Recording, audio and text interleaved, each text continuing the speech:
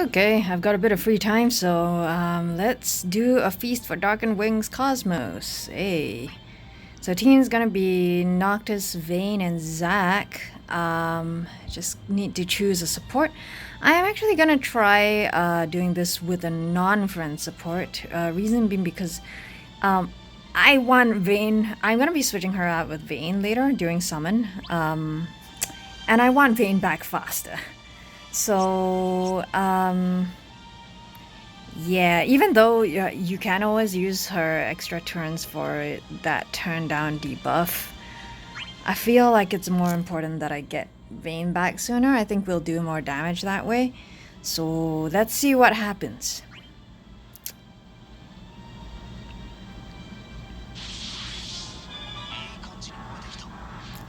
Okay, so when it comes to Noctis, remember that Noctis's plus skills when hitting on an enemy inflicted with a point blank warp debuff, he actually tacks on an extra warp strike at the end of that attack.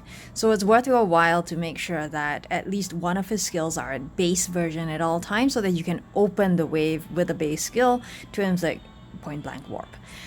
For the trash waves, I honestly don't care because like these guys should go down before you take more than 1 or 2 turns. So the infliction of the debuff really doesn't matter. But yeah, for when going into the mid-boss waves as well as the final wave, just make sure that you've got at least one of his skills at base version. In this particular fight, it's preferable that you keep Shooting Star free because Shooting Star inflicts AoE debuff because it does an AoE Brave attack. So given that this particular fight has multiple enemies on both the mid-boss wave as well as the final wave, you want to keep Shooting Star at base version going into those waves so that you can inflict debuffs across the board. Actually, the mid-boss doesn't really matter so much. Like, those ads aren't really, yeah. But you get the idea. So in this, for this wave, I really don't care. Just take them out.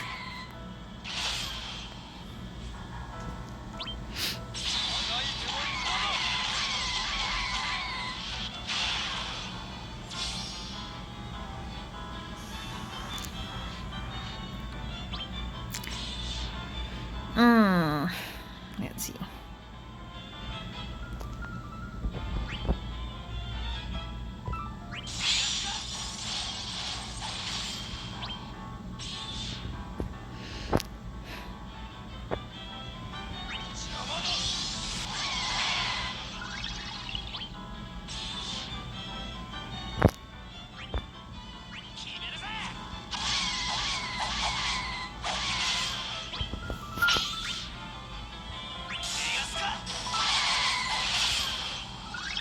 As you can see, I'm being a little reckless with my skill usage right now. Try to do better than me.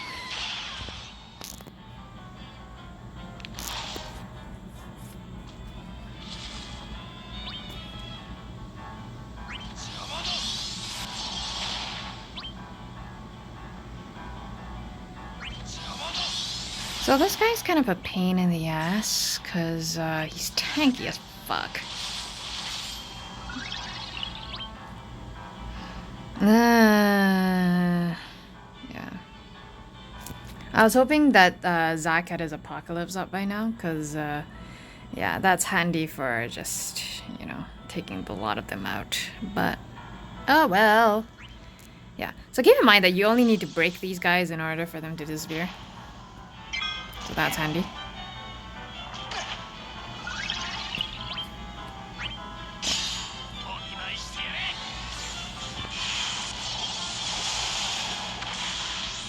Boom.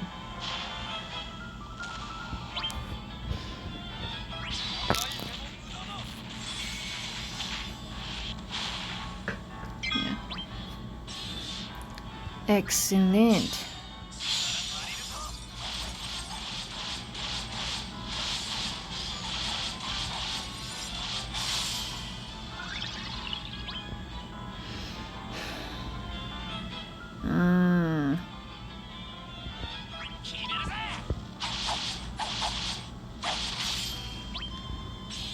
Yeah, so don't be too sparing with anyone's skills for this. Like, don't be reckless, but you really don't need to conserve things all that much. Like, all three of these characters are powerhouses. You should be just fine. Ah! Okay. That was unexpected. But okay.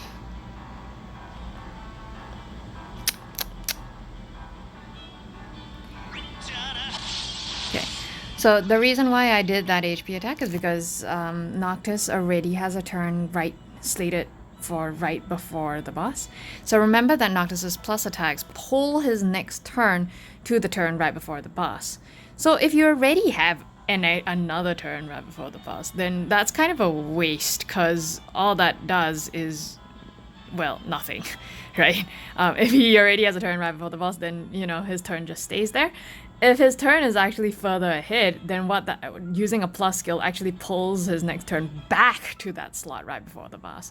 So if that happens, you know, either use a base skill or his X if it's up, or in my case, the HP. Yeah. Of course, keep in mind that if you need to use Warp Strike Plus in order to maintain his armature stacks, then use Warp Strike Plus. You don't have a choice there.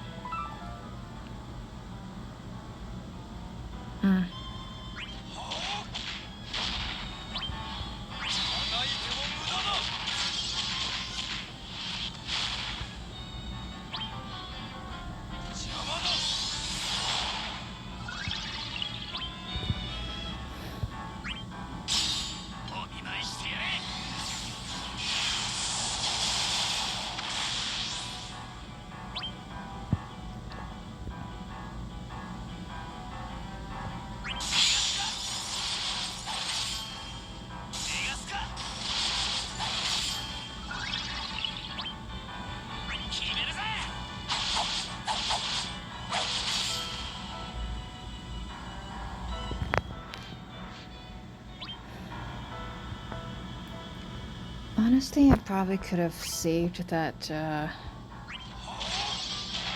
apocalypse for this wave. It probably would have been more effective there. But never mind.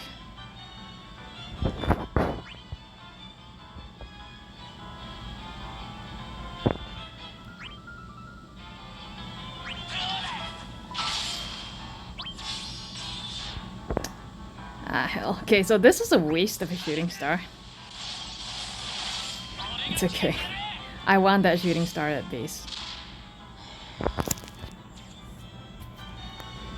It's fine, it's all fine. It'll be good.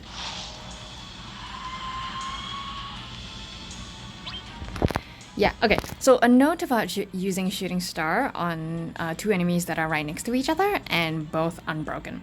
If you're Shooting Star base, you want to use you want to use it on the one that's further away from you, because then that will break them in order and push them both back by one turn.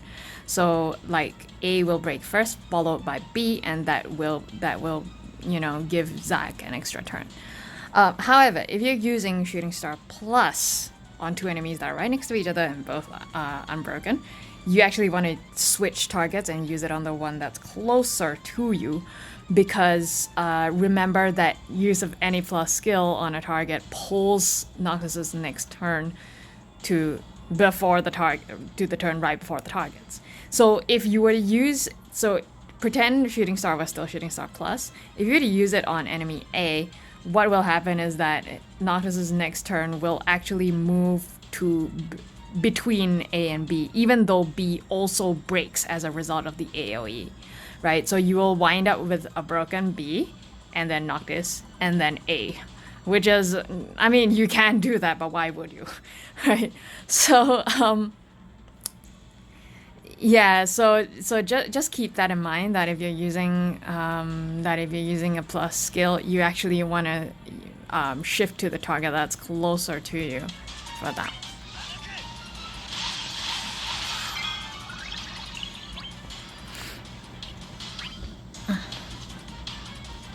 Okay, So the strategy here is I'm going to be targeting B mostly.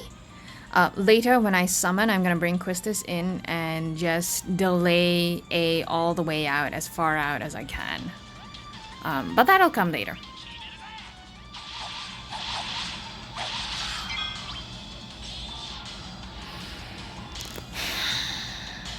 So in these early stages, you can afford to be a little less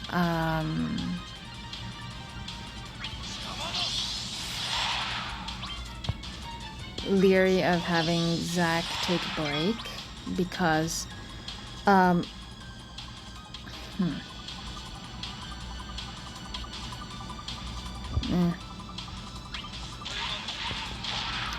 because basically these guys actually get their attack gets stronger as they lose HP. So at this initial stage where the HP still isn't too low, you can afford to have him at like just 4k brave and he'll be fine, I think. Ah! Okay. Whoops. Yeah. But, you know, as the HP drops, you want to be really, really careful there, because, like, their attacks get really strong. So then, at that point, you just want to keep his brave topped up at all times, right? Even if it means kind of, yeah, that was not ideal.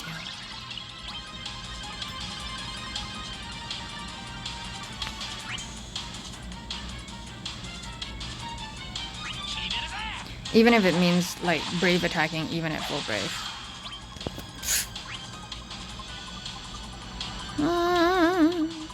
Okay.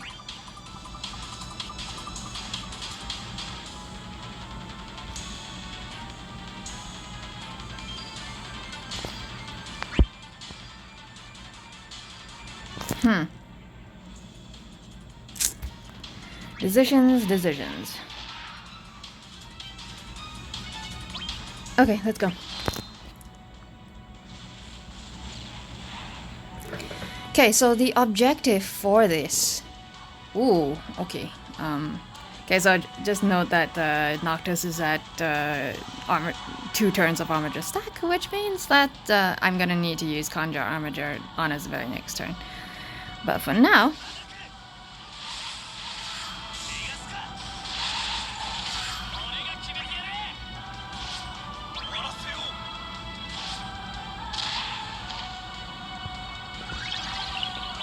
Okay, so objective for this summon is just get Apocalypse off once.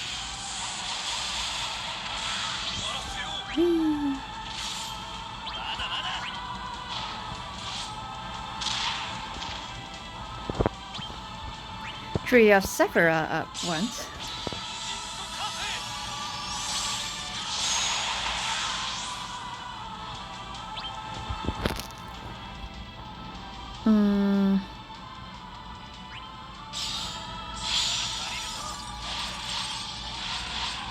And then switch Vayne out for Quistis so that you can delay the other guy out into oblivion.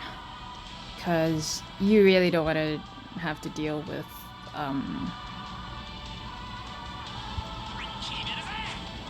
two at the same time, if at all possible.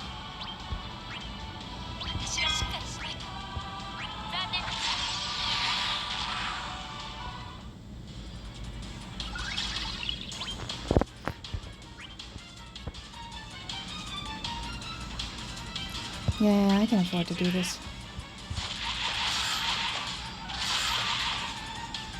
So at this stage, this is where you want to be really careful of Zack's spray, right?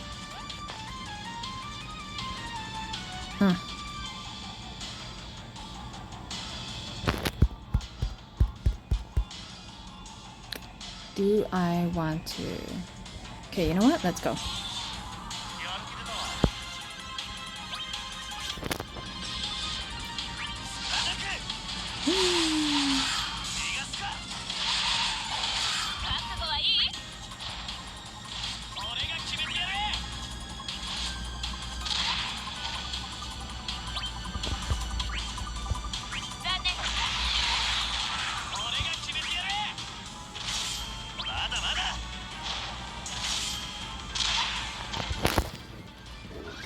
So you just want to take the one down as quickly as fucking possible.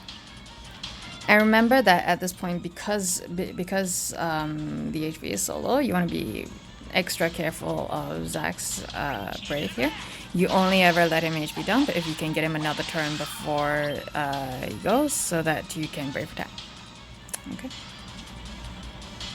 Ah, shite. What happened there?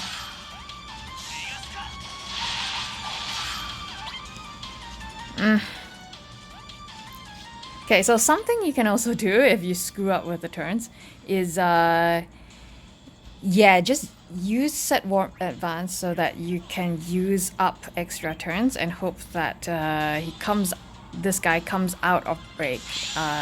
Hope that Astaroth comes out of break before you go again. Hey.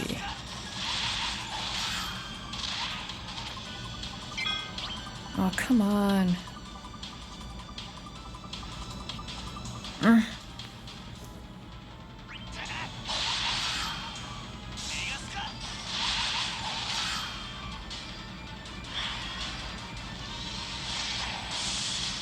Whew. Okay. Yeah, from here on, you really want to be careful. Whoa, that was risky.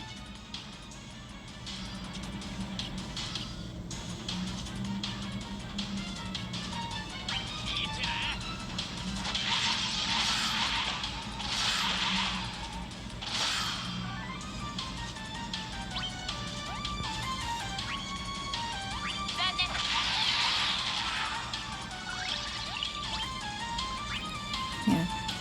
So,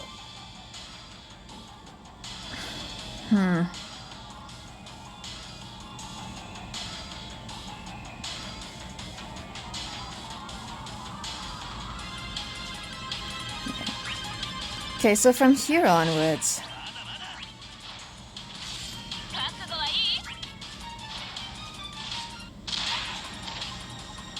Zack's pretty much just gonna be brave attacking throughout.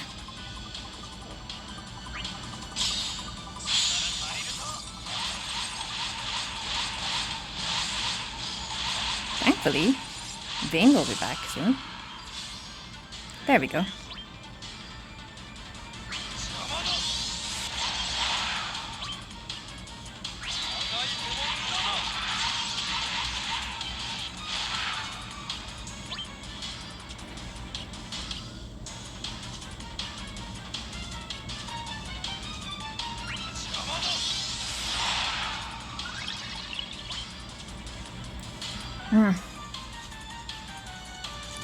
Oh.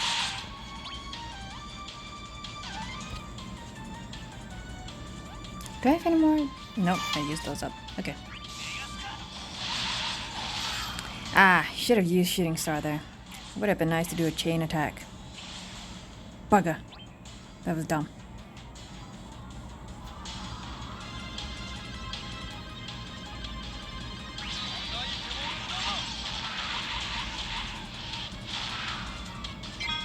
Okay.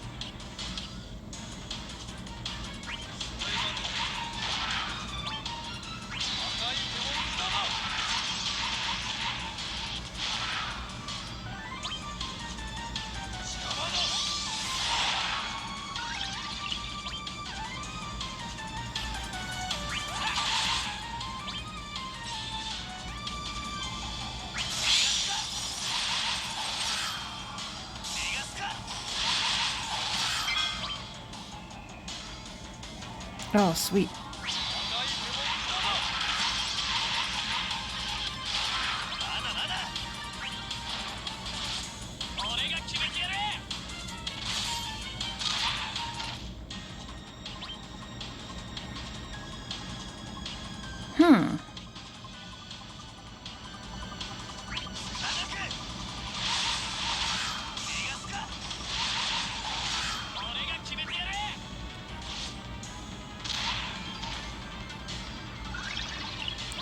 Brave attack here.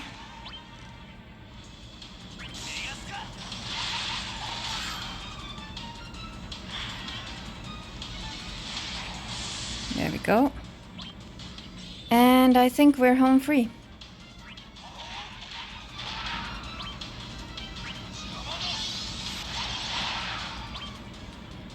Trio Sephira? Maybe?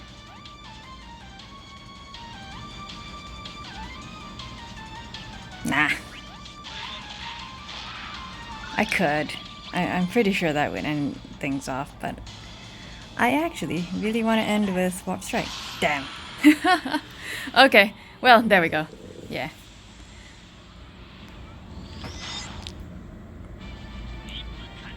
So...